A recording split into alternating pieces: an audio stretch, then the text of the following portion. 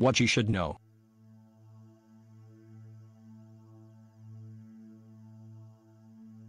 Type 1 and Type 2.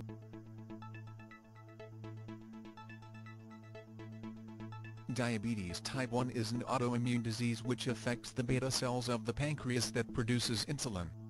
This disease was formerly known as insulin-dependent diabetes mellitus or called IDDM. This disease presents in children, as well as in adults, and is characterized by the loss of the beta cells of the pancreas, which are known as the islets of Langerhans.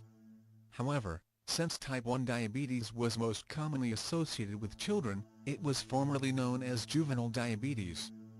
Diabetes is incurable. There is no method of prevention, and no way to reverse the disease.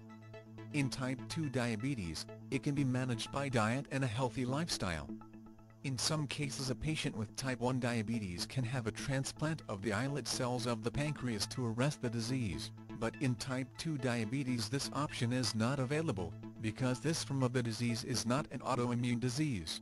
Signs and symptoms.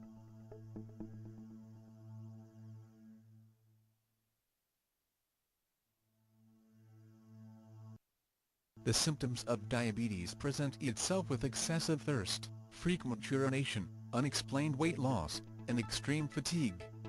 These symptoms of diabetes can be present in both types of diabetes, especially if the patient has poor eating habits and leads a sedentary lifestyle. Diagnosis.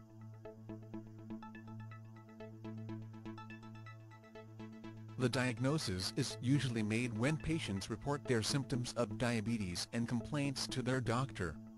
In the case of children, the parents notice their symptoms of diabetes and complaints and take the child to their physician to be examined.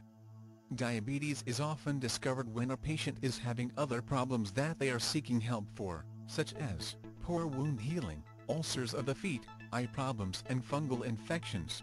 In the diagnostic phase of the examination, the doctor will test the patient blood glucose level when fasting. A normal fasting blood sugar or FBS ranges from 70-99 mg per deciliter.